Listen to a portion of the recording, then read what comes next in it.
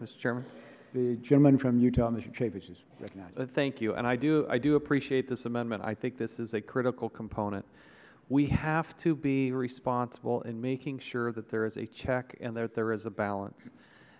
Again, I recognize that there is a problem, but there should be a safeguard in which you must, and in this case, and help me if I'm not reading it right, but to go get a court, to get the court involved, it provides an extra step in the process, but it can be done swiftly.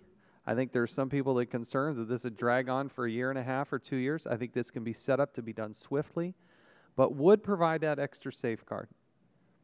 And I struggle to understand the argument against it. I think it is a reasonable measure. I think it would create that safeguard.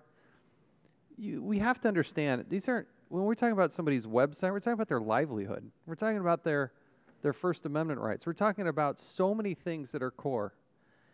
And I also look at it through the lens and the purview of jobs in the economy. Now, certainly the content industry, they're developing music and movies and all, they get harmed if somebody comes and rips off their content.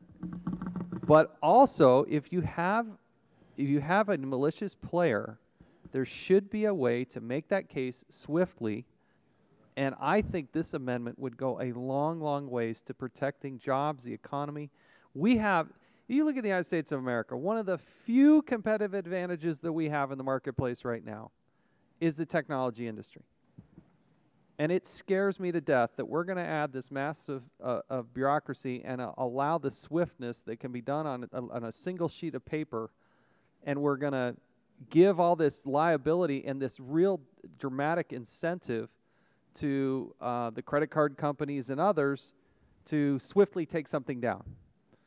We as a body, we as the American people, our Constitution and other things, we should be going out of their way to make sure that we protect people's rights, that we don't just have some bureaucrat, the Department of Justice, who just signs off on something and it just goes. And that is the spirit in which this is done. If somebody is breaking the law, if somebody is stealing, if somebody's, of course we want to take care of it. But what Mr. Polis offers is a very reasonable step to make sure that there is a court involvement here. And we are the Judiciary Committee. It's hard to believe we would argue that we don't want the courts involved. So unless I've got something wrong, I am in strong support of Mr. Polis's amendment.